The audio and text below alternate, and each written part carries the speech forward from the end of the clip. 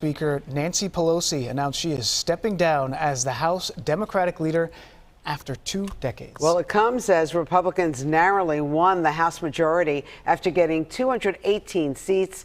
Congressman Hakeem Jeffries, who represents parts of Brooklyn and Queens, could soon become the top Democrat in the House. He's joining us right now from Brooklyn.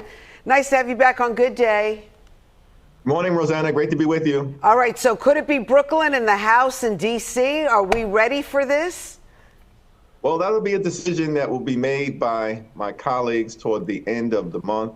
But right now, I'm continuing to just celebrate and admire and give respect to Speaker Pelosi for the extraordinary work that she has done decade after decade on behalf of the American people. And what a speech that she gave. It was a speech for the ages, from a leader for the ages. And we're also appreciative of her leadership over these many years. But Congressman, let's face it, it's a worst kept secret that you may become the Speaker of the House. What would you do differently? Because Nancy Pelosi is talking about new blood, new generation kind of taking over.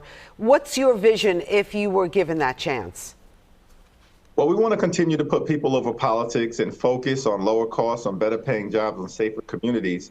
And this fundamental principle that in America, if you work hard and play by the rules, you should be able to have a good paying job, provide a comfortable living for yourself and for your family, for your children, purchase a home, educate those children, and then retire with grace and dignity. That's the fundamental American dream.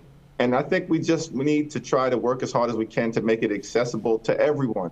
Here in New York City, in urban America, in the heartland of this country, in rural America, small town America, Appalachia, all throughout this great land. And Congressman, all across the country, so many issues, but let's keep it local here for a second. Your colleague Richie Torres out in the Bronx says he's very concerned about congestion pricing. What's going to happen here?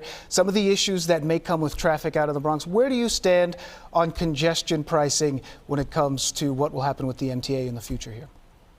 Well, we have to balance two interests. We have to be able to support the MTA, our mass transit system, both in terms of what takes place with the subways and the buses here in New York City, as well as the commuter rail, the Metro North, LIRR. Those are all critical arteries for the people of this great state.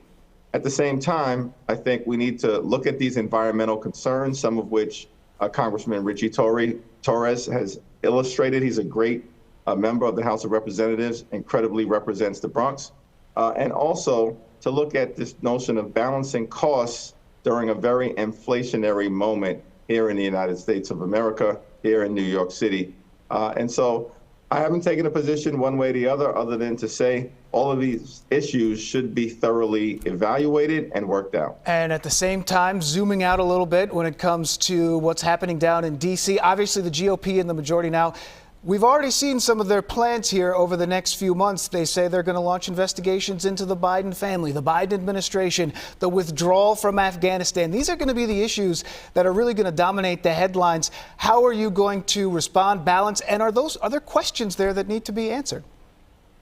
Well, it's unfortunate that the extreme MAGA Republicans, who will now dominate the House Republican Conference, as opposed to more reasonable Republicans, have decided that they are going to focus during this moment where we have so many critical issues here in the country and in the world on trying to launch investigations against the president's family. I mean, it's just extraordinary that is the lesson and their takeaway from these most recent elections that occurred all across the country, where election deniers were rejected, extremists were rejected, people who have not articulated mainstream values were rejected, but the top of their agenda is to launch investigations. So didn't Democrats do that during Trump's administration? And do we not have the right to know whether Biden improperly had relationships and financial gains as a representative of this country? Well, President Biden is a man of great integrity. The House certainly has a responsibility to be a check and balance on the executive branch that's part of the fabric of our country as a separate and co-equal branch of government. So I'm not saying that oversight is not illegitimate, but we don't need political oversight. And the reality is we found ways to work with President Trump whenever and wherever possible. We did that as it relates to the U.S.-Mexico-Canada trade agreement on behalf of organized labor and working families and middle-class families, the economy and commerce, bringing everyone together. We did it with criminal justice reform. I was very involved in the First Step Act. That was done under President Trump's administration with Republicans in control in the House and the Senate. And so I'm just hopeful that my Republican colleagues will try to find the common ground necessary to make life better for everyday Americans. Yeah, the First Step Act was one of those moments, rare moments of bipartisanship during the Trump administration. But Rosanna, I don't have to tell you, Brooklyn is in the House. Senator Schumer as well from Brooklyn. Mr. Jeffries, obviously representing parts of Brooklyn. We're hearing rumblings that the DNC may be looking to have some hosting for 2024 when it comes to what happens here. What are you hearing? What do you want? What do you think? Well, the mayor has done a great job selling the city in this area.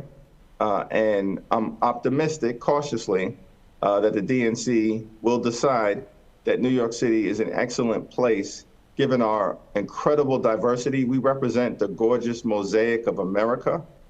People from all across the country move to New York, make it here. And if you can make it in New York, you can make it anywhere. We love it. So if we can host that DNC, I'm confident it'd be a great launching pad for President Biden's reelection campaign. All right, can we, I don't know if you're a Swiftie fan, but I don't know if you've heard, you know, Ticketron is like basically, Ticketmaster is completely crashing with tickets. People can't get on there to buy their Taylor Swift tickets. What needs to be done? Because this is a debacle with Ticketmaster. Some people say it's a monopoly as well.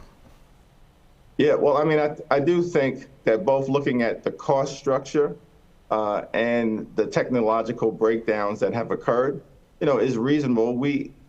First of all, everybody throughout this pandemic that we have all gone through deserves to return to some degree of normalcy. And people all across the country, of course, have been looking forward to this. A lot of challenges that we have, but if we can solve this Taylor Swift issue and make sure people can see her in person, I'm sure it will contribute to the life, liberty, and pursuit of happiness that the framers of our Constitution promised us all. All right. Thank you so much for being here, Congressman. Good luck. November 30th, I believe, your colleagues vote on the next Speaker of the House, and we'll be watching. Thank you.